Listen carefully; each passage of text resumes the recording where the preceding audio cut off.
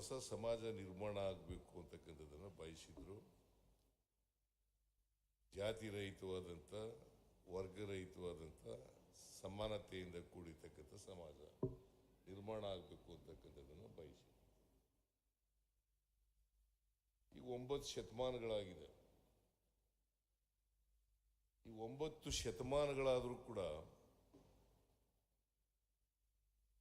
ಇನ್ನೂ ಕೂಡ ಸಮಾಜ ನಿರ್ಮಾಣ ಆಗಿಲ್ಲ.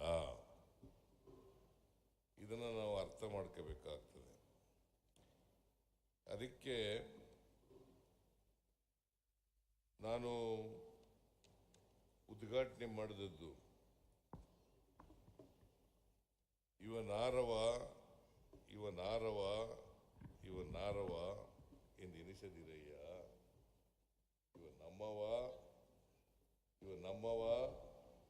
ಇವ ನಮ್ಮವ ಎಂದೆನಿಸಯ್ಯ ಕೂಡದ ಸಂಗಮ ದೇವ,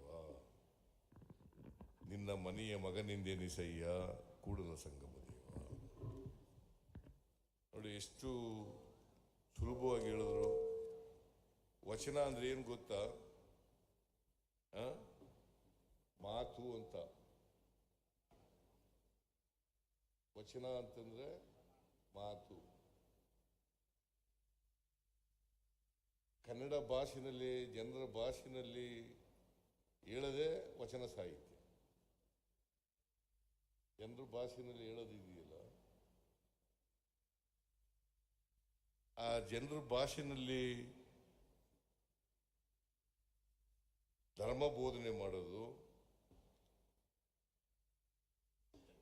ಸಮಾಜವನ್ನ ತಿಳಿ ಹೇಳ್ತಕ್ಕಂಥದ್ದು, ಸಮಾನತೆಯ ಬಗ್ಗೆ ಮಾತನಾಡ್ತಕ್ಕಂಥದ್ದು, ಜಾತಿ ರಹಿತವಾದಂಥ, ವರ್ಗರಹಿತವಾದಂಥ ಸಮಾಜವನ್ನು ಯಾಕೆ ನಿರ್ಮಾಣ ಮಾಡಬೇಕು ಅಂತಕ್ಕಂಥದ್ದು ಹೇಳ್ತಕ್ಕಂಥದ್ದು ಇದೆಯಲ್ಲ, ಇದು ನಿಮ್ಗೆಲ್ರಿಗೂ ಅರ್ಥ ಆಗೋ ಭಾಷೆನಲ್ಲಿ ಹೇಳಬೇಕು. ಅದಕ್ಕೆ ಕನ್ನಡದ ಭಾಷೆಯಲ್ಲಿ, ಜನ ಮಾತನಾಡ್ತಕ್ಕಂಥ ಭಾಷೆಯಲ್ಲಿ ವಚನ ಸಾಹಿತ್ಯ ರಚನೆ ಆಯಿತು. ಅದಕ್ಕೆ ಒಂದು ಸಾಹಿತ್ಯ ರೂಪ ಕೊಟ್ಟು, ಅದೇ ವಚನ ಸಾಹಿತ್ಯ. ಈಗ ಹಿಂದೆ ನಾವೆಲ್ಲ ಕೇಳ್ತಾ ಇದ್ದೀವಿ, ನಾವೆಲ್ಲ ಓದ್ಕೊಂಡಿದ್ದೀವಿ, ಕೇಳಿದ್ದೀವಿ. ಸಂಸ್ಕೃತ ಕಲ್ತ್ರೆ ಅವರ ಕಿವಿಗೆ ಕಾದ್ ಶೀಸ ಉಯಿರಿ ಅಂತ ಹೇಳ್ತಾ ಇದ್ರು. ಅವ್ರ ಕಿವಿಗೆ ಕಾದ್ ಶೀಸ. ಯಾಕಂತಂದ್ರೆ 90ಕ್ಕೂ ಹೆಚ್ಚು % ಜನ ಅಕ್ಷರ ಸಂಸ್ಕೃತಿಯಿಂದ ವಂಚಿತರಾಗಿದ್ರು. ಇವತ್ತು ಯಾಕೆ ಅಸಮಾನತೆ ಇದೆ ಸಮಾಜದಲ್ಲಿ? ಅಸಮಾನತೆ ಯಾಕೆ ನಿರ್ಮಾಣ ಆಯಿತು? ಯಾಕಂತಂದ್ರೆ ಬಹುಸಂಖ್ಯಾತ ಜನ ಅಕ್ಷರ ಸಂಸ್ಕೃತಿಯಿಂದ ವಂಚಿತರಾದ.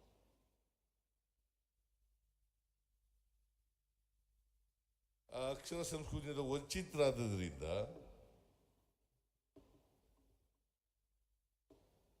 ಅಸಮಾನತೆ ನಿರ್ಮಾಣ ಆಯಿತು. ಅದಕ್ಕೆ ಬಾಬಾ ಸಾಹೇಬ್ ಅಂಬೇಡ್ಕರ್ ಅವರು ನವೆಂಬರ್ 25ನೇ ತಾರೀಕು 1949ನೇ ಇಸ್ವಿ ಕಾನ್ಸ್ಟಿಟ್ಯೂಂಟ್ ಅಸೆಂಬ್ಲಿನಲ್ಲಿ ಒಂದು ಭಾಷಣ ಮಾಡಿದ್ದಾರೆ. ಏನಪ್ಪ ಅದು ಭಾಷಣ ಅಂತಂದ್ರೆ,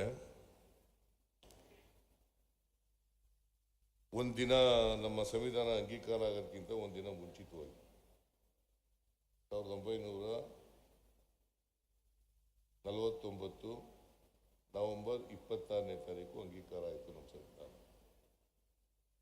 25ನೇ ತಾರೀಕು ಭಾಷಣ ಮಾಡಿದ್ದಾರೆ. ಏನಂತ ಭಾಷಣ ಮಾಡಿದ್ದಾರೆ ಅಂತಂದ್ರೆ, ನಮ್ಮ ಸಂವಿಧಾನ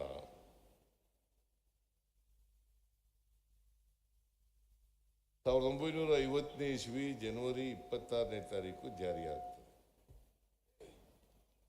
ಅವತ್ತಿನಿಂದ ಜಾರಿಗೆ ಬಂತು. ಅವತ್ತು ಜಾರಿಗೆ ಬರುವಾಗ ವೈರುಧ್ಯತೆ ಇರ್ತಕ್ಕಂಥ ಸಮಾಜಕ್ಕೆ ಕಾಲಿಡ್ತಾ ಇದ್ದೀವಿ. ನಮಗೆ 1947 ಆಗಸ್ಟ್ 15ನೇ ತಾರೀಕು ರಾಜಕೀಯ ಪ್ರಜಾಪ್ರಭುತ್ವ ಸಿಕ್ಕಿದೆ. ಈ ರಾಜಕೀಯ ಪ್ರಜಾಪ್ರಭುತ್ವ ಸಿಕ್ಕಿರೋದ್ರಿಂದ ಒಬ್ಬ ವ್ಯಕ್ತಿ ಒಂದು ಓಟು ಒಂದು ಮೌಲ್ಯ ಸಿಕ್ಕಿದೆ. ಒಬ್ಬ ವ್ಯಕ್ತಿ ಒಂದು ಓಟು ಒಂದು ಮೌಲ್ಯ ಸಿಕ್ಕಿದೆ. ಅದು ರಾಷ್ಟ್ರಪತಿ ಆದವ್ರಿಗೂ ಒಂದೇ ಓಟು, ಇಲ್ಲಿ ಚಪರಾಸಿ ಆದವ್ರಿಗೂ ಕೂಡ ಒಂದೇ ಓಟು, ಪೌರ ಕಾರ್ಮಿಕರಿಗೂ ಕೂಡ ಒಂದೇ ಓಟು. ಆದರೆ ಆರ್ಥಿಕವಾಗಿ ಸಾಮಾಜಿಕವಾಗಿ ಅದಿಲ್ಲ.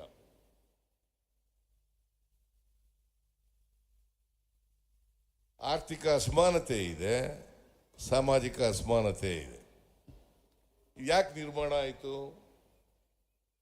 ಇದನ್ನೇ ಬಸವಾದಿ ಶರಣರು ಆ ಕಾಲದಲ್ಲಿ ಹೇಳಿದ್ರು. ಯಾಕೆ ನಿರ್ಮಾಣ ಆಯಿತು? ಇನ್ನೂ ಯಾಕಿದೆ? ಇನ್ನೂ ಬಡತನ ಇದೆ, ಶ್ರೀಮಂತಿಕೆ ಇದೆ, ಮೇಲ್ಜಾತಿ ಇದೆ, ಕೆಳಜಾತಿ ಇದೆ. ಯಾಕಪ್ಪ ಇದೆ? ಇನ್ನ ಇದು ಹೋಗ್ಬೇಕು ಬೇಡ? ನಾವು ವಚನಗಳು ಹೇಳುತ್ತಲೇ ಇದ್ದೀವಿ, ಇವನಾರವ ಇವನಾರವ ಇವನಾರವ ಅಂತ ಹೇಳೋದು. ಆಮೇಲೆ ನೀ ಯಾವ ಜಾತಿಯವನು ಯಾವ ಜಾತಿಯವನು ಅಂತ ಕೇಳೋದು. ಇವನಾರವ ಇವನಾರವ ಇವನಾರವ ಅಂತ ಹೇಳ್ಬೇಡಿಯಪ್ಪ, ಇವ ನಮ್ಮವ ನಮ್ಮವ ನಮ್ಮವ ಅಂತ ಹೇಳಿ ಅಂತ ಹೇಳ್ತೀವಿ. ಅದು ಹೇಳ್ಬಿಟ್ಟು ನೀ ಯಾವ ಜಾತಿಯವನಯ್ಯ? ಜೆ.ಟಿ. ಪಾಟೀಲ್ ನೀವು ಯಾವ ಜಾತಿ? ತಿಮ್ಮಾಪುರ ನೀ ಯಾವ ಜಾತಿ? ತಂಗಡಿಗೆ ನೀ ಯಾವ ಜಾತಿ? ಎಂ.ಬಿ. ಪಾಟೀಲ್ ಯಾವ ಜಾತಿ? ಸಿದ್ದರಾಮಯ್ಯ ಯಾವ ಜಾತಿ ಅಂತ ಕೇಳೋದು ಇದೆಯಲ್ಲ, ಇದು ಹೋಗ್ಬೇಕಲ್ವ? ಯಾಕೆ ಹೋಗಿಲ್ಲ ಅಂತಂದ್ರೆ ವರ್ಗಕ್ಕೆ ಚಲನೆ ಇದೆ. ವರ್ಗ ಅಂತಂದ್ರೆ ಶ್ರೀಮಂತ ಬಡವರು, ಅದಕ್ಕೆ ಚಲನೆ ಇದೆ. ಆದರೆ ಜಾತಿಗೆ ಚಲನೆ ಇಲ್ಲ.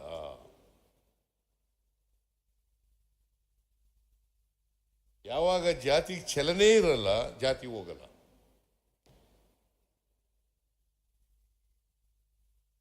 ಅದಕ್ಕೆ ಚಲನರಹಿತವಾದಂಥ ಸಮಾಜ ನಮ್ದು. ಯಾವಾಗ ಚಲನೆ ಬರ್ತದಪ್ಪ ಅಂತಂದ್ರೆ ಪ್ರತಿಯೊಬ್ಬರಿಗೂ ಕೂಡ ಆರ್ಥಿಕವಾಗಿ, ಸಾಮಾಜಿಕವಾಗಿ, ರಾಜಕೀಯವಾಗಿ, ಶೈಕ್ಷಣಿಕವಾಗಿ ಶಕ್ತಿ ಬಂದಾಗ ಮಾತ್ರ ಜಾತಿ ಹೋಗ್ಲಿಕ್ಕೆ ಸಾಧ್ಯ ಆಗ್ತದೆ, ಅಲ್ಲದೆ ಹೋಗಲ್ಲ. ಇದನ್ನು ನಾವು ಅರ್ಥ ಮಾಡ್ಕೋಬೇಕಾಗ್ತದೆ. ಸರಿ, ಈಗ ಬಸವಣ್ಣನ ಯಾಕೆ ನಾವು ಗೌರವಿಸ್ತೀವಿ? ಅವರ ಜಯಂತಿ ಉತ್ಸವವನ್ನು ಯಾಕೆ ಆಚರಣೆ ಮಾಡ್ತೀವಿ ಅಂತಂದ್ರೆ ನಾವೆಲ್ಲರೂ ಕೂಡ ಮನುಷ್ಯರಾಗಿ ನಡ್ಕೊಳ್ತಕ್ಕಂಥ ಪ್ರಯತ್ನವನ್ನು ಮಾಡಬೇಕು. ಮನುಷ್ಯರಾಗಿ ನಡ್ಕೋಬೇಕು. ಮನುಷ್ಯತ್ವನೇ ಇಲ್ಲಿ ಹೋದರೆ ನಾವು ಮನುಷ್ಯ ಸಮಾಜವನ್ನು ನಿರ್ಮಾಣ ಮಾಡಲಿಕ್ಕೆ ಸಾಧ್ಯ ಇಲ್ಲ. ಈ ಜಾತಿ ವ್ಯವಸ್ಥೆಗೆ ಚಲನೆ ಕೊಡಲಿಕ್ಕೂ ಕೂಡ ಸಾಧ್ಯ ಆಗಲ್ಲ. ಅದಕ್ಕೆ ಆರ್ಥಿಕ ಸಾಮಾಜಿಕ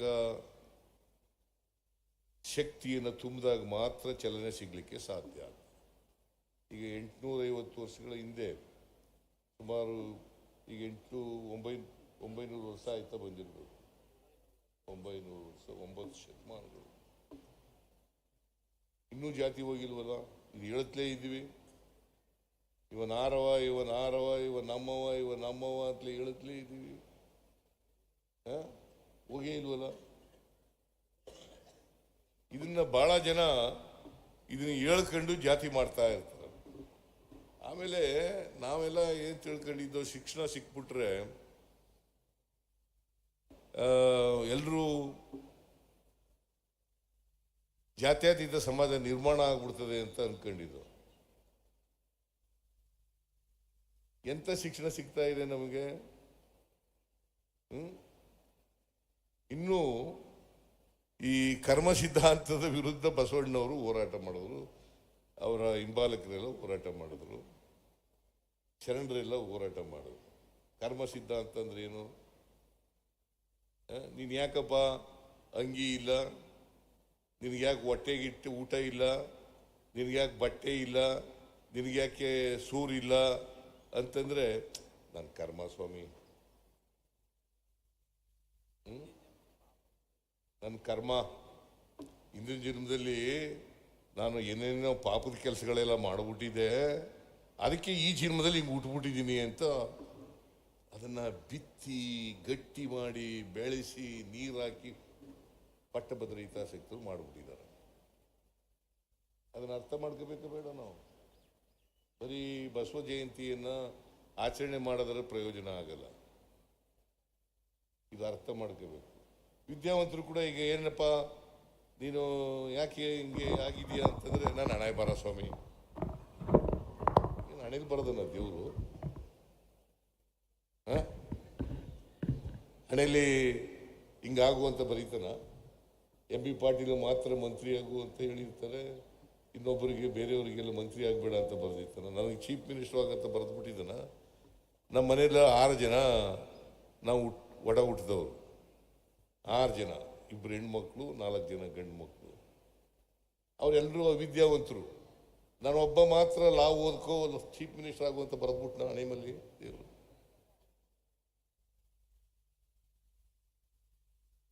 ನಾನೊಬ್ಬರು ಮಾತ್ರ ಬರೆದಿದ್ದಾನ,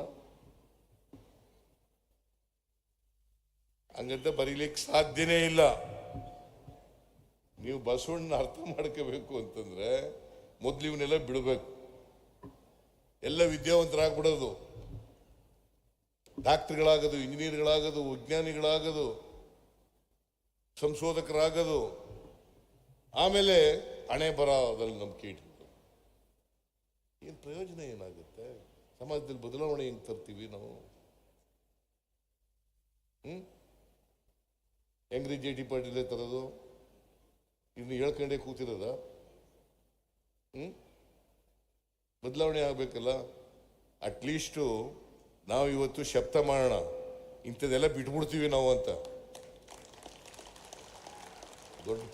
ದೊಡ್ಡ ಪ್ರತಿಮೆ ಮಾಡೋದು ಆಮೇಲೆ, ಪ್ರತಿಮೆ ಮಾಡೋದ್ರಿಂದ ಮಾಡಬಾರ್ದು ಅಂತ ಹೇಳಲ್ಲ ನಾನು. ಮಾಡೋಣ, ಅದನ್ನು ಮಾಡೋಣ. ಕರ್ಮ ಸಿದ್ಧಾಂತ ಬಿಡಬೇಕಲ್ಲ. ಶಬ್ದ ಮಾಡ್ಬೇಕಲ್ವಲ್ರಿ?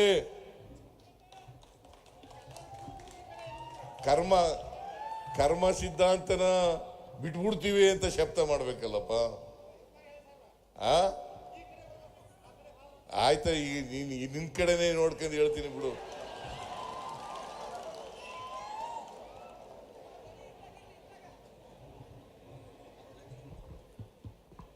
ಕೇಳಿಸ್ತಾ ಇದೆಯಾ? ಈಗ ಬಸವಣ್ಣನವರ ಜಯಂತ್ಯೋತ್ಸವನ್ನ ನಾವು ಇವತ್ತು ಆಚರಣೆ ಮಾಡ್ತಾ ಇದ್ದೀವಿ. ಬಸವಣ್ಣನವರು ಏನನ್ನ ಹೇಳಿದ್ರು, ಯಾವ ರೀತಿ ನಡ್ಕೊಂಡ್ರು, ಆ ರೀತಿ ಮಾಡ್ಬೇಕಲ್ವಾ? ಅಲ್ವಾ? ಬಸವಣ್ಣವ್ರು ಏನ್ ಹೇಳಿದ್ರು? ಆಚಾರವೇ ಸ್ವರ್ಗ, ಅನಾಚಾರವೇ ನರಕ. ಸ್ವರ್ಗ ಅವು ಎಲ್ಲಿದವು ಗೊತ್ತಿಲ್ಲ ನಮಗೆ. ಆಚಾರವೇ ಸ್ವರ್ಗ, ಅನಾಚಾರವೇ ನರಕ. ಧರ್ಮ ಅಂತಂದ್ರೆ ಏನು ಸುಮ್ಮನೆ ದೊಡ್ಡ ವ್ಯಾಖ್ಯಾನ ಮಾಡಿಬಿಡೋದು ಧರ್ಮದ ಬಗ್ಗೆ. ನಿಮ್ಗೇನು ಅರ್ಥ ಆಗಬಾರ್ದು, ನೀವು ಪಾಲನೆನೂ ಮಾಡಬಾರ್ದು, ಹಂಗ ಅರ್ಥ ಧರ್ಮ ಬೋಧನೆ ಮಾಡಿಬಿಡೋದು. ಧರ್ಮ ಅಂತಂದ್ರೆ ಏನು? ಬಸವಣ್ಣವ್ರು ಏನು ಹೇಳಿದ್ದಾರೆ? ದಯೆಯೇ ಧರ್ಮದ ಮೂಲವಯ್ಯ, ದಯೆ ಇಲ್ಲದ ಧರ್ಮವ್ಯಾವುದಯ್ಯ. ಎಷ್ಟು ಸರಳವಾಗಿ ಹೇಳಿದ್ದಾರೆ ನೋಡಿ.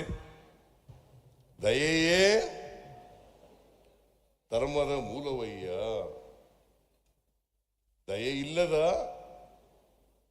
ಧರ್ಮವ್ಯಾವುದಯ್ಯ. ಇದು ಎಷ್ಟು ಸುಲಭ ಅಲ್ವಾ ಪಾಲನೆ ಮಾಡೋದು? ನಿಮಗೆ ದಯೆ ಇರಬೇಕು ಇನ್ನೊಬ್ಬರ ಬಗ್ಗೆ. ಅದಕ್ಕೆ ಬಾಬಾ ಸಾಹೇಬ್ ಅಂಬೇಡ್ಕರ್ ಅವರು ಬಸವಣ್ಣವ್ರನ್ನ ಓದ್ಕೊಂಡಿದ್ದಾರೆ.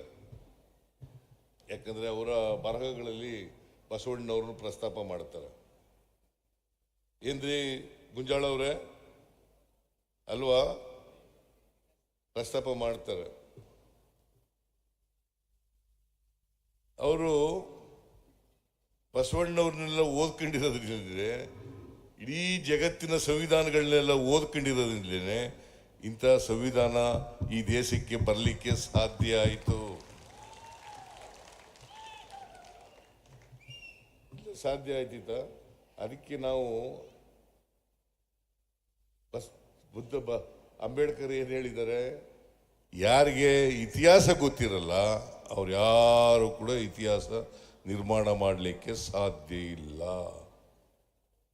ಗಾಂಧೀಜಿ ಓದ್ಕೋಬೇಕು, ಬುದ್ಧನ ಓದ್ಕೋಬೇಕು, ಬಸವಣ್ಣನ ಓದ್ಕೋಬೇಕು, ಅಂಬೇಡ್ಕರ್ ಓದ್ಕೋಬೇಕು.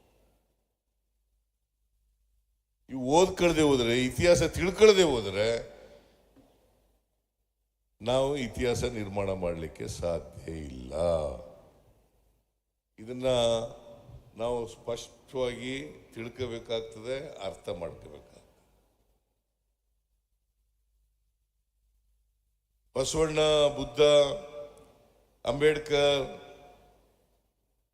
ಇವರು ಯಾಕೆ ವಿಷನರಿಗಳಾದರು ಅಂತಂದ್ರೆ, ಇನ್ನು 10 ವರ್ಷಕ್ಕೆ, 20 ವರ್ಷಕ್ಕೆ, 100 ವರ್ಷಕ್ಕೆ, 1000 ವರ್ಷಕ್ಕೆ ಏನಾಗ್ಬೋದು ಅಂತಕ್ಕಂಥದನ್ನ ಊಹಿಸಿ ಅರ್ಥ ಮಾಡ್ಕೊಂಡಿದ್ರು.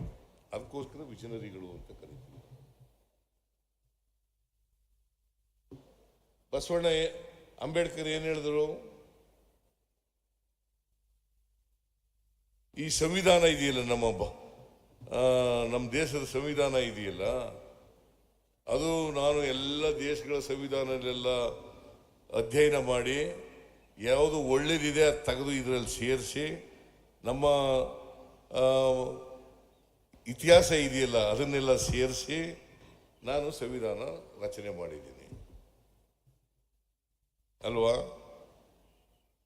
ಈ ಸಂವಿಧಾನದ ಬಗ್ಗೆ ನೀವು ತಿಳ್ಕೊಳ್ಳದೆ ಹೋದರೆ, ಅರ್ಥ ಮಾಡ್ಕೊಳ್ಳದೆ ಹೋದರೆ, ನೀವು ಯಾರು ಕೂಡ ಸಮಾಜದಲ್ಲಿ ನಿಮ್ಮ ಸಮಾಜಕ್ಕೆ ಒಳ್ಳೆ ಕೊಡುಗೆ ಕೊಡಲಿಕ್ಕೆ ಸಾಧ್ಯ ಇಲ್ಲ. ಕೊಡಕ್ಕಾಗ್ತದ? ಅದಕ್ಕೆ ತಿಳ್ಕೋಬೇಕು. ಅದಕ್ಕೆ ಸಂವಿಧಾನ ಇದೆಯಲ್ಲ, ಸಂವಿಧಾನಕ್ಕೆ ಯಾರಿಗೆ ಅದರ ಆಶಯಗಳು, ಧ್ಯೇಯೋದ್ದೇಶಗಳು ಗೊತ್ತಿದ್ದಾವೆ ಅವ್ರ ಕೈನಲ್ಲಿ ಸಂವಿಧಾನ ಇರಬೇಕು. ಅದಕ್ಕೆ ವಿರುದ್ಧವಾಗಿರೋರ ಕೈನಲ್ಲಿ ಇದ್ರೆ ಏನಾಗುತ್ತೆ ಸಂವಿಧಾನ? ಇದನ್ನ ಅರ್ಥ ಮಾಡ್ಕೋಬೇಕಾಗತ್ತೆ. ಅದಕ್ಕೆ ಸಂವಿಧಾನಕ್ಕೆ, ಧ್ಯೇಯೋದ್ದೇಶಗಳಿಗೆ, ಆಶಯಗಳಿಗೆ ವಿರುದ್ಧವಾಗಿರ್ತಕ್ಕಂಥವ್ರ ಕೈನಲ್ಲಿ ಸಂವಿಧಾನ ಇದ್ರೆ ಹೆಂಗಾಗ್ತದೆ?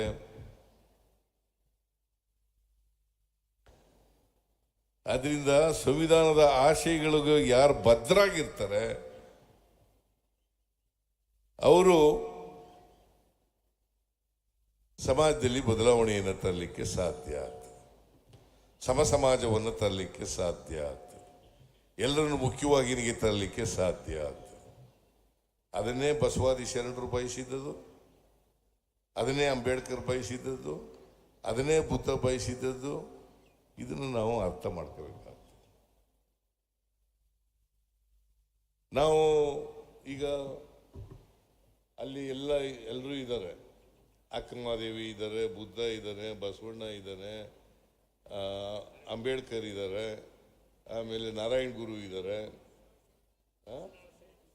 ಶಿಶುನಾಳ್ ಶರೀಫ್ ಇದ್ದಾರೆ, ಅಕ್ಕಮಹಾದೇವಿ. ಇದನ್ನೆಲ್ಲ ಯಾರು ಗೊತ್ತಾ? ನಾನು ಯಾಕೆ ಈಗ ಬಿಜಾಪುರದ ಯೂನಿವರ್ಸಿಟಿ ಇದೆ, ಮಹಿಳಾ ಯೂನಿವರ್ಸಿಟಿ, ಅದಕ್ಕೆ ಅಕ್ಕ ಮಹಾದೇವಿ ಮಹಿಳಾ ಯೂನಿವರ್ಸಿಟಿ ಅಂತ ಹೆಸರಿಟ್ಟವ್ರು ಯಾರು?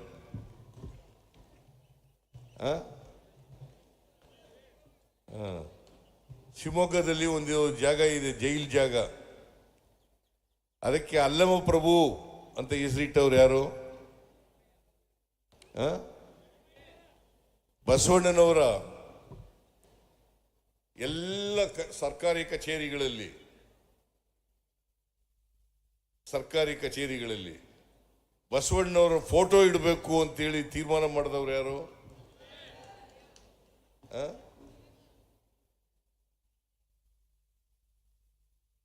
ಬಸವಣ್ಣವ್ರನ್ನ ಸಾಂಸ್ಕೃತಿಕ ನಾಯಕ ಅಂತ ಯಾಕೆ ಇಟ್ಟದು? ಅದನ್ನ ಇಟ್ಟವ್ರು ಯಾರು?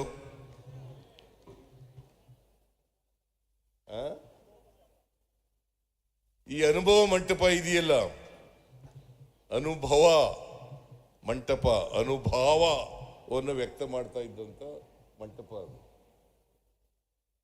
ಈ ಅನುಭವ ಮಂಟಪ ಇದನ್ನ ಯಾರವರು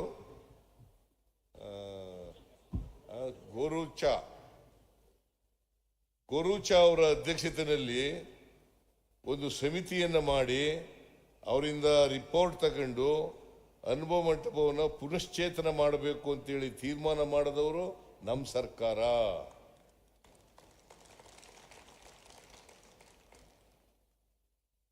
ಬೇರೆಯವ್ರು ಯಾಕೆ ಮಾಡಿರ್ಲಿಲ್ಲ? ಆಮೇಲೆ ಬೇರೆಯವರು ಬಂದರು, ಅದನ್ನು ಮುಂದುವರಿಸ್ತಕ್ಕಂಥ ಕೆಲಸ ಆಯಿತು. ಈಗ ನಿಜಗುಣಾನಂದ ಸ್ವಾಮೀಜಿ ಹೇಳಿದ್ದಾರೆ, ನಾವು ಈ ವರ್ಷನೇ ಅದನ್ನು ಪೂರ್ಣಗೊಳಿಸಬೇಕು ಅಂತ ಮಾಡಿದ್ದೀವಿ. 25-26ನೇ ಆರ್ಥಿಕ ವರ್ಷದಲ್ಲೇ ಪೂರ್ಣಗೊಳಿಸಬೇಕು ಅಂತ ಮಾಡಿದ್ದೀವಿ. ಸುಮಾರು 700 ಕೋಟಿ ರೂಪಾಯಿಗಳನ್ನು ಖರ್ಚು ಮಾಡ್ತಾ ಇದ್ದೀವಿ. ಬಸವ ಕಲ್ಯಾಣದಲ್ಲಿ 700 ಕೋಟಿ ರೂಪಾಯಿಗಳನ್ನು ಖರ್ಚು ಮಾಡ್ತಕ್ಕಂಥ ಕೆಲಸಗಳನ್ನು ಮಾಡ್ತಾರೆ. ನಾನು ಇವನ್ನೆಲ್ಲ ಯಾಕೆ ಮಾಡ್ತಾ ಇದ್ದೀನಿ ಅಂತಂದ್ರೆ, ಎಲ್ರಿಗೂ ಬಸವಣ್ಣ ಗೊತ್ತಾಗಬೇಕು, ಬಸವಣ್ಣ ವಿಚಾರಧಾರೆಗಳು ಗೊತ್ತಾಗಬೇಕು. ಬಸವಣ್ಣವರು ಮತ್ತೆ ಕನಕದಾಸರು ಎರಡು ಸಾಹಿತ್ಯ ಲೋಕದಲ್ಲಿ ಬಹಳ ಪ್ರಮುಖವಾಗಿರುವಂಥ ಘಟ್ಟಗಳನ್ನು ನೋಡಲಿಕ್ಕೆ ನಾವು ಸಾಧ್ಯ ಇದ್ದೀವಿ. ಒಂದು ವಚನ ಸಾಹಿತ್ಯ, ಇನ್ನೊಂದು ದಾಸ ಸಾಹಿತ್ಯ. ವಚನ ಸಾಹಿತ್ಯ ಮತ್ತು ದಾಸ ಸಾಹಿತ್ಯ. ಕನಕದಾಸರು ಕೂಡ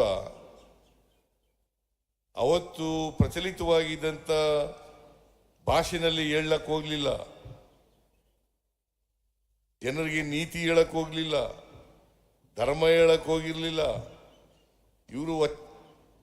ಇವರು ಕೂಡ ಕನ್ನಡದಲ್ಲಿ ಕನ್ನಡ ಜನರ ಭಾಷೆಯಲ್ಲಿ ಹೇಳ್ತಕ್ಕಂಥ ಪ್ರಯತ್ನವನ್ನು ಮಾಡಿದ್ರು.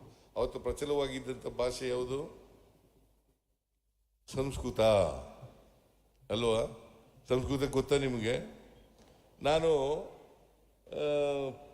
ನಮ್ಮ ನಂಜೇಗೌಡ ಅಂತ ಒಬ್ಬ ವೀರ ಮಕ್ಕಳು ಕುಣಿತ ಕಲಿಸ್ತಿದ್ದ ನನಗೆ. ನಾನು 5ನೇ ತರಗತಿಗೆ ಮೊದಲನೇ ಪ್ರಾಥಮಿಕ ಶಾಲೆ ಓದಲಿಲ್ಲ, ನಾನು ಗೌರ್ಮೆಂಟ್ ಶಾಲೆನಲ್ಲಿ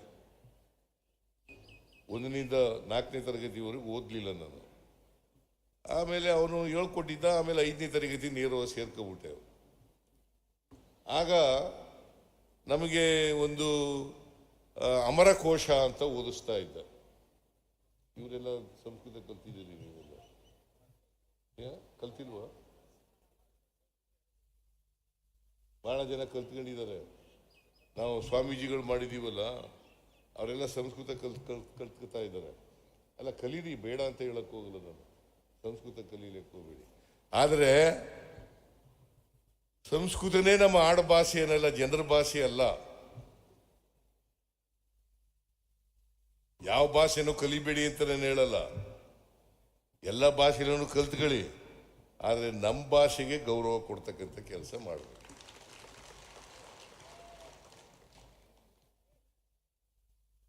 ಯಾವ ಭಾಷೆನಾದ್ರು ಕಲೀರಿ.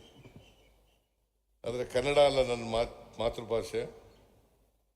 ಅದಕ್ಕೆ ಭಾಷಾವಾರು ಪ್ರಾಂತ್ಯಗಳು ವಿಂಗಡಣೆ ಆದವು.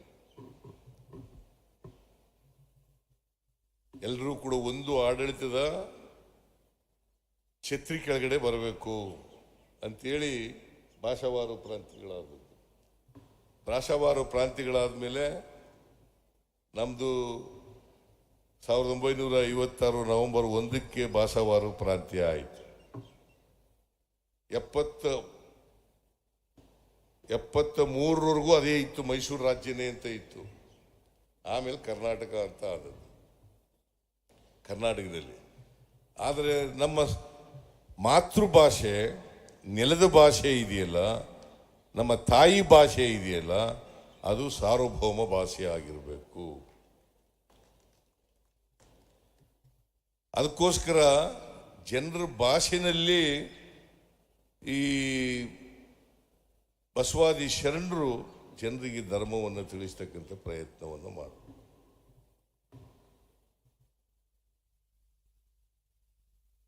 ಬಸವಣ್ಣವರು ಹೇಳಿದ ಎಲ್ಲ ವಿಚಾರಗಳನ್ನು ನಾವು ಜಾರಿಗೆ ತರ್ತೀವಿ ಅಂತಂದ್ರೆ ಅದಕ್ಕೂ ವಿರೋಧಗಳಿರ್ತವೆ, ಏನು ಮಾಡೋಕ್ಕಾಗಲ್ಲ ಅಲ್ವಾ?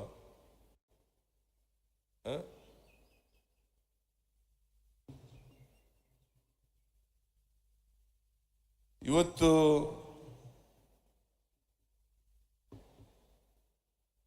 ಬಸವಾದಿ ಶರಣರು ಏನು ಹೇಳಿದ್ರು, ಸಮಾನ ಅವಕಾಶಗಳಿರ್ತಕ್ಕಂಥ ಸಮಾನತೆಯ ಸಮಾಜ ನಿರ್ಮಾಣ ಆಗಬೇಕು, ಅದರಲ್ಲಿ ಜಾತಿ ಇರಬಾರ್ದು, ವರ್ಗ ಇರಬಾರ್ದು, ಯಾವುದೇ ತಾರತಮ್ಯ ಇರಬಾರ್ದು ಅಂತ ಸಮಾಜ ನಿರ್ಮಾಣ ಆಗುತ್ತೆ. ಅಂತ ಸಮಾಜ ನಿರ್ಮಾಣ ಮಾಡಕ್ಕೆ ಹೋದರೆ ಅನೇಕ ಅಡೆತಡೆಗಳು, ಅನೇಕ ಜನ ಅದಕ್ಕೆ ವಿರೋಧ ವ್ಯಕ್ತ ಮಾಡ್ತಕ್ಕಂಥವರು ಎಲ್ಲ ಜನ ಇದ್ದಾರೆ. ಅದರಿಂದ ನಿಮಗೆ ಬಿಡ್ತೀನಿ, ಅದನ್ನು ನೀವೇನು ತೀರ್ಮಾನ ಮಾಡಬೇಕು. ಸಮಾಜ ಆಗಬೇಕಾ, ತಾರತಮ್ಯ ಸಮಾಜ ಇರಬೇಕಾ? ಏನಾಗ್ಬೇಕ್ರಿ? ಸಮಾಜ ನಿರ್ಮಾಣ ಆಗಬೇಕಲ್ಲ, ಜಾತಿ ಇಲ್ಲೇ ಇರ್ತಕ್ಕಂಥ, ವರ್ಗ ಇಲ್ಲೇ ಇರ್ತಕ್ಕಂಥ ಸಮಾಜ ನಿರ್ಮಾಣ ಆಗಬೇಕಲ್ಲ. ಅದಕ್ಕೆ ಬಸವಣ್ಣವ್ರು ಏನು ಹೇಳಿದ್ದಾರೆ ಅಂತಂದ್ರೆ, ಉಳ್ಳವರು ದೇವಾಲಯ ಮಾಡುವರು, ನಾನೇನು ಮಾಡಲಿ ಬಡವನಯ್ಯ. ಈ ದೇವ್ರಿಗೂ ನಿಮಗೂ ಮಧ್ಯವರ್ತಿಗಳು ಯಾರು ಇರಬಾರದು ಅಲ್ವೇನಪ್ಪ? ಇತ್ತಾನೆ ಬಸವಣ್ಣ ಹೇಳಿದ್ದು, ಉಳ್ಳವರು ದೇವಾಲಯ ಮಾಡುವರು, ನಾನೇನು ಮಾಡಲಿ ಬಡವನಯ್ಯ, ನನ್ನ ದೇಹವೇ ದೇಗುಲ, ಶಿರವೇ ವನ್ನ ಕಳಸವಯ್ಯ, ಕೂಡಲ ಸಂಗಮ ದೇವ. ನನ್ನ ಕಾಲೇ ಕಂಬ,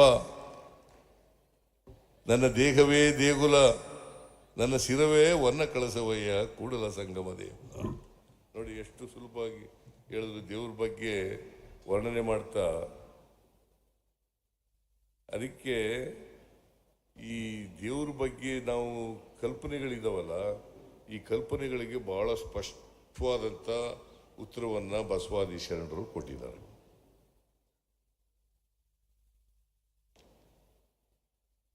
ಕನಿಷ್ಠ ಪಕ್ಷ ನಿಮಗೆ ಇಷ್ಟಲಿಂಗ ಪೂಜೆ ಮಾಡ್ತಿರಲ್ಲ, ಆ ಇಷ್ಟಲಿಂಗ ಪೂಜೆ ಮಾಡಬೇಕಾದ್ರೆ ಈ ಮಧ್ಯವರ್ತಿಗಳು ಇರಬಾರ್ದು ಅಂತೇಳಿ ಅವರು ಬಸವಾದಿ ಶರಣರು ನಮಗೆ ಹೇಳಿರ್ತಕ್ಕಂಥದ್ದನ್ನು ಭಾಳ ಸ್ಪಷ್ಟವಾಗಿ ತಿಳ್ಕೋಬೇಕಾಗ್ತದೆ. ಬಸವಣ್ಣವರು ಭಾಳ ವಿಚಾರಗಳು ಹೇಳಿದ್ದಾರೆ. ಅನುಭವ ಮಂಟಪದಲ್ಲಿ ಇವತ್ತು ಚರ್ಚೆ ಮೂಲಕ ಅವರ ಅನುಭವಗಳನ್ನು ಹಂಚಿಕೊಳ್ತಕ್ಕಂಥ ಕೆಲಸ ಮಾಡ್ತಾ ಇದ್ದಾರೆ. ಸಾಮಾಜಿಕ ಅನುಭವಗಳು, ಆರ್ಥಿಕ ಅನುಭವಗಳು, ರಾಜಕೀಯ ಅನುಭವಗಳು. ಇವತ್ತು ಇಂಗ್ಲೆಂಡ್ ದೇಶ ನಮ್ಮ ದೇಶದಲ್ಲೇ ಎಂಥದ್ದು ಪ್ರಜಾಪ್ರಭುತ್ವ ಹುಟ್ಟಿದ್ದು ನಮ್ಮ ದೇಶದಲ್ಲೇ ಅಂತ ಹೇಳ್ತಾರೆ. ಆದರೆ ಸುಮಾರು 900 ವರ್ಷಗಳ ಹಿಂದೆನೇ ಅನುಭವ ಮಂಟಪ, ಪಾರ್ಲಿಮೆಂಟ್ ಅಂತ ಇವತ್ತೇನು ಕರೀತಾ ಇದ್ದೀವಲ್ಲ, ಇದು ಅವತ್ತೇ ಆಗಿತ್ತು. ಅದ್ರ ಮೂಲಕ, ಆ ಅನುಭವದ ಮೂಲಕ ಅವರು ಯಾವತ್ತೂ ಕೂಡ ಈ ಬಸವಾದಿ ಶರಣರು ಡಿಕ್ಟೇಟರ್ಶಿಪ್ನ ಒಪ್ಕೊಳ್ಳೋಕ್ಕೆ ತಯಾರಿರಲಿಲ್ಲ. ಪ್ರಜಾಪ್ರಭುತ್ವ ವ್ಯವಸ್ಥೆ ಅವತ್ತಿನಿಂದಲೇ ಜಾರಿಯಾಗಿತ್ತು. ಈ ಮನುವಾದಿಗಳಿದಾರಲ್ಲ, ನಾವೆಲ್ಲ ಬಸವಣ್ಣವರು, ಬಸವಾದಿ ಶರಣರು ಮನುಷ್ಯತ್ವವಾದಿಗಳು, ಅದಕ್ಕೆ ವಿರುದ್ಧವಾಗಿರೋರು ಮನುವಾದಿಗಳು.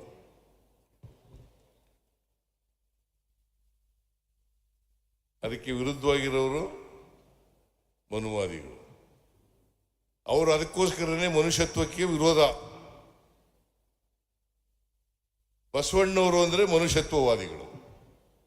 ನಮಗೆ ಮನುವಾದ ಬೇಕಾ, ಮನುಷ್ಯತ್ವವಾದ ಬೇಕಾ?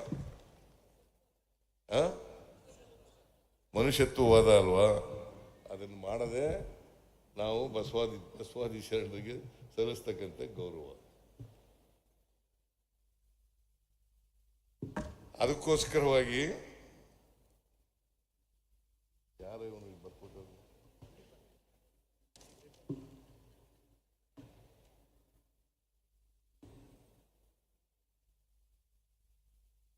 ಅದನ್ನ ಮಾಡದೇ ಅಲ್ವಾ? ಅದಕ್ಕೆ ಬಸವಣ್ಣವರು ನಾವು ಕಾಯಕ ಮಾಡ್ತೀವಲ್ಲ,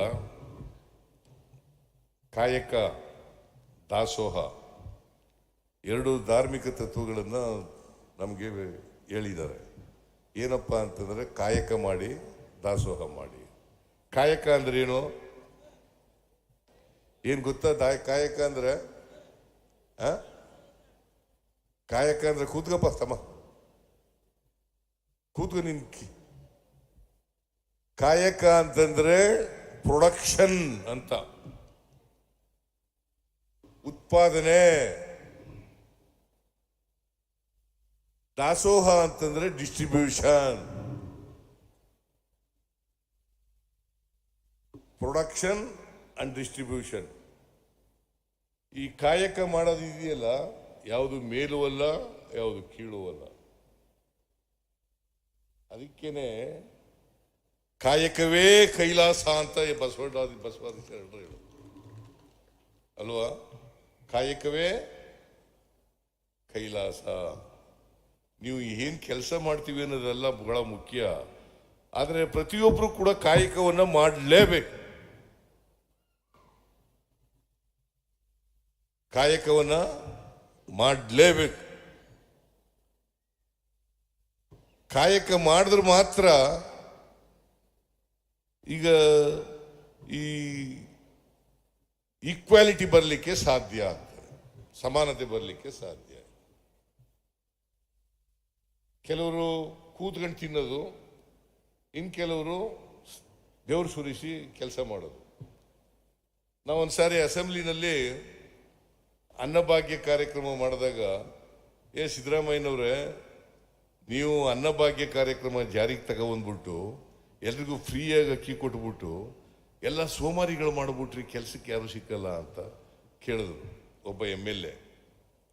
ನಾನು ಹೇಳಿದೆ, ನೋಡಪ್ಪ, 100 ವರ್ಷಗಳಿಂದ ನೀವೆಲ್ಲ ಗೇದೆ ಇಲ್ಲ, ಕೂತ್ಕೊಂಡು ತಿನ್ಕೊ ಬಂದಿದ್ದೀರಿ.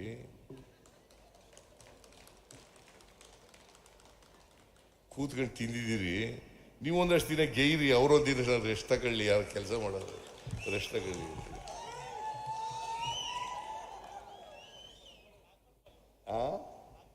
ನಾಗಮಾರಪಲ್ಲಿ ಅಂತ ಅವ್ರು ಸತ್ತೋಗಿದ್ದಾರೆ ಈಗ ಪಾಪ. ಗುರುಪಾದಪ್ಪ ನಾಗಮಾರಪಲ್ಲಿ ಅವರೊಂದು ಪ್ರಶ್ನೆ ಕೇಳಿದ್ರು. ಆಗ ನಾನು ಹೇಳಿದೆ, ಯಾಕೆ ನಾವು ಈ ಕಾರ್ಯಕ್ರಮಗಳನ್ನೆಲ್ಲ ಮಾಡಿದ್ದೀವಿ ಅಂತಂದ್ರೆ, ಅನ್ನಭಾಗ್ಯ ಕಾರ್ಯಕ್ರಮ, ಬೇರೆ ಭಾಗ್ಯಗಳು, 5 ಗ್ಯಾರಂಟಿ ಯೋಜನೆಗಳು ಮಾಡಿದ್ದೀವಿ ಅಂತಂದ್ರೆ, ಜಾತಿ ರಹಿತವಾದಂಥ, ವರ್ಗ ರಹಿತವಾದಂಥ ಸಮಾಜ ನಿರ್ಮಾಣ ಮಾಡಬೇಕಾದ್ರೆ ಪ್ರತಿಯೊಬ್ಬರಿಗೂ ಕೂಡ ಆರ್ಥಿಕ ಸಾಮಾಜಿಕ ಸಬಲತೆ ಬಂದಾಗ ಮಾತ್ರ ಇಂಥ ಸಮಾಜ ನಿರ್ಮಾಣ ಮಾಡಲಿಕ್ಕೆ ಸಾಧ್ಯ. ಈಗ ವಿದ್ಯೆ ಇಲ್ದೇನೆ, ಈಗ ನೋಡಿ, ನಾವು ಸಾಮಾಜಿಕ ಅಸಮಾನತೆಯನ್ನು ನೋಡ್ತೀವಿ, ಆರ್ಥಿಕ ಅಸಮಾನತೆಯನ್ನು ನೋಡ್ತೀವಿ. ನಮ್ಮಲ್ಲಿ ಈ ಆರ್ಥಿಕ ಅಸಮಾನತೆಯಿಂದ ಗುಲಾಮ್ಗಿರಿ ಮನ ಮಾಡ್ಕೊಂಡ್ಬಿಟ್ಟಿದೆ. ಈಗ ಒಬ್ಬ ಮೇಲ್ಜಾತಿಗೆ ಸೇರಿದಂತ ಅವ್ರು ಬಂದಾಗ, ಎದುರುಗಡೆ ಸಿಕ್ಕಿದಾಗ, ನಮಸ್ಕಾರ ಸ್ವಾಮಿ, ನಮಸ್ಕಾರ ಬುದ್ಧಿ ಅಂತೀವಿ. ಅದೇ ಒಬ್ಬ ಶ್ರೀಮಂತ ವಿದ್ಯಾವಂತ ದಲಿತ ಜನಾಂಗದವರು ಬಂದರೆ ಅವ್ರನ್ನ ಏಕವಚನದಲ್ಲಿ ಮಾತಾಡಿಸ್ತೀವಿ. ಇದು ಗುಲಾಮ್ಗಿರಿ ಮನಸ್ಥಿತಿ. ಈ ಮನಸ್ಥಿತಿ ಬದಲಾವಣೆ ಆಗಬೇಕಾದ್ರೆ ಸ್ವಾಭಿಮಾನವನ್ನು ಎಲ್ಲರೂ ಕೂಡ ಬೆಳೆಸ್ಬೇಕು. ಆ ಸ್ವಾಭಿಮಾನ ಇಲ್ಲದೆ ಹೋದ್ರೆ ಕಷ್ಟ. ಈ ಸ್ವಾಭಿಮಾನ ಬೆಳೆಸ್ಕೊಂಡಾಗ ಮಾತ್ರ ಈ ಗುಲಾಮಗಿರಿ ಮನಸ್ಥಿತಿ ಇರಲಿಕ್ಕೆ ಸಾಧ್ಯ ಇಲ್ಲ. ಅದಕ್ಕೆ ಆರ್ಥಿಕ ಸಾಮಾಜಿಕ ಸಬಲತೆ ಬಂದಾಗ ಮಾತ್ರ ಈ ದೇಶದಲ್ಲಿ ಎಲ್ಲ ಹಂಚಿಕೆ ಆಗಬೇಕು. ಅದನ್ನೇ ಕಾಯಕ ಅಂತ ಅನ್ನೋದು. ಎಲ್ರಿಗೂ ಹಂಚಿಕೆ ಆಗಬೇಕು. ಅಲ್ಲ ಎಂಥದ್ದು ದಾಸೋಹ. ಕಾಯಕ ಮಾಡಿ ಬಂದದನ್ನ ಎಲ್ಲರೂ ಕೂಡ ಹಂಚ್ಕೋಬೇಕು. ಪ್ರತಿಯೊಬ್ಬರು ಕಾಯಕ ಮಾಡಬೇಕು, ಬಂದದನ್ನ ಎಲ್ಲರೂ ಹಂಚ್ಕೋಬೇಕು. ಇದು ಆರ್ಥಿಕ ಸಿದ್ಧಾಂತ. ಇದು ಈ ಆರ್ಥಿಕ ಸಿದ್ಧಾಂತವನ್ನ ಆಗ್ಲೇ ಬಸವಾದಿ ಶರಣರು ಇದನ್ನ ನಮ್ಮ ಮುಂದೆ ಇಟ್ಟು ಹೋಗಿದ್ದಾರೆ. ಇದನ್ನೆಲ್ಲ ಪಾಲನೆ ಮಾಡದೆ ಬಸವಾದಿ ಶರಣರಿಗೆ ನಾವು ಸಲ್ಲಿಸ್ತಕ್ಕಂಥ ಗೌರವ. ಪ್ರತಿಮೆ ದೊಡ್ಡದು ಮಾಡಬೇಕು ಅಂತ ಹೇಳಿದ್ದಾರೆ, ಬೆಂಗಳೂರಿನಲ್ಲಿ ಮಾಡಬೇಕು ಅಂತ ಹೇಳಿದ್ದಾರೆ, ಇಲ್ಲಿ ಮಾಡಬೇಕು ಅಂತ ಹೇಳಿದ್ದಾರೆ. ಎಲ್ಲಿ ಅಂತ ನೋಡೋಣ, ಒಂದು ದೊಡ್ಡ ಪ್ರತಿಮೆ ಮಾಡೋಣ, ಬಸವಣ್ಣವ್ರ ಪ್ರತಿಮೆ ಮಾಡೋಣ. ಮಾಡಬಾರ್ದು ಅಂತ ಸಣ್ಣ ಸರ್ಕಾರನೇ ಮಾಡ್ತದೆ. ಆಮೇಲೆ ನಿಜಗುಣಾನಂದ ಸ್ವಾಮೀಜಿ ಇನ್ನೊಂದು ಹೇಳಿದ್ದಾರೆ,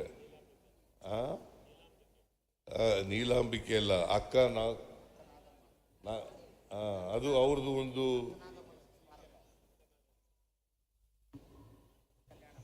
ಅಲ್ಲಿ ಕಲ್ಯಾಣಮ್ಮ ಅಂತ ಈ ಅರಳೆಯ ಈ ಇವರು ಬಸವಣ್ಣವರು ಸುಮ್ಮನೆ ಇರಲಿಲ್ಲ.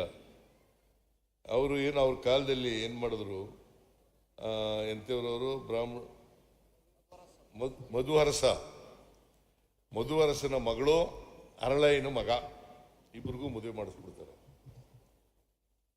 ಈ ಅರಳಯ್ಯ ಯಾರ ಜಾತಿ? ಸಮಗಾರರು. ಮಧುವರಸ ಯಾವ ಜಾತಿ? ಬ್ರಾಹ್ಮಣ ಜಾತಿ. ಇವರಿಬ್ಬರಿಗೂ ಮದುವೆ ಮಾಡಿಸ್ಬಿಡ್ತಾರೆ. ಅದಕ್ಕೆ ಅರಳಯ್ಯನ ಹೆಂಡತಿ ಇದ್ದಾಳಲ್ಲ ಕಲ್ಯಾಣಮ್ಮ ಅಂತ, ಅವರು ಐಕ್ಯ ಆಗಿರ್ತಕ್ಕಂಥ ಜಾಗ ಇದೆಯಲ್ಲ, ಅದನ್ನು ಬೆಳಗಾಂನಲ್ಲಿ ಅಭಿವೃದ್ಧಿ ಪಡಿಸ್ಬೇಕು ಅಂತ ಹೇಳಿದ್ದಾರೆ. ಅದನ್ನು ಮಾಡಿಸೋಣ. ಆಮೇಲೆ ಅಕ್ಕ ನಾಗಮ್ಮ ಅವರ ಸಮಾಧಿನೂ ಕೂಡ ತರೀಕೆರೆನಲ್ಲಿದೆ. ಅದನ್ನು ಕೂಡ ಮಾಡಿಸ್ತಕ್ಕಂಥ ಕೆಲಸ ಮಾಡೋಣ ಅಂತಕ್ಕಂಥ ಇವೆಲ್ಲ ಮಾಡೋಣ. ನೀವು ಸ್ವಲ್ಪ ಬದಲಾವಣೆ ಆಗಿ ಅಷ್ಟೇ. ಇವ ನಾರವ ಎಂದು ಎನಿಸದಿರಯ್ಯ, ಇವ ನಮ್ಮವ ಅಂತ ಬದಲಾವಣೆ ಆಗಿ ಅಷ್ಟೇ. ಎಲ್ಲರೂ ನಮ್ಮವರು ಅಂತನ್ನಿ. ಇವನು ಯಾರು ಅಂತ ಹೇಳಕ್ ಹೋಗ್ಬೇಡಿ, ಇವ್ ನಮ್ಮವ ಅಂತ ಹೇಳಿ ಅಷ್ಟೇ. ಇಷ್ಟು ಮಾಡಿದ್ರೆ ನಾವು ಬಹಳ ದೊಡ್ಡ ಕೊಡುಗೆ ಕೊಟ್ಟಾಗುತ್ತೆ ಸಮಾಜಕ್ಕೆ, ಮನುಷ್ಯತ್ವಕ್ಕೆ ಅಂತ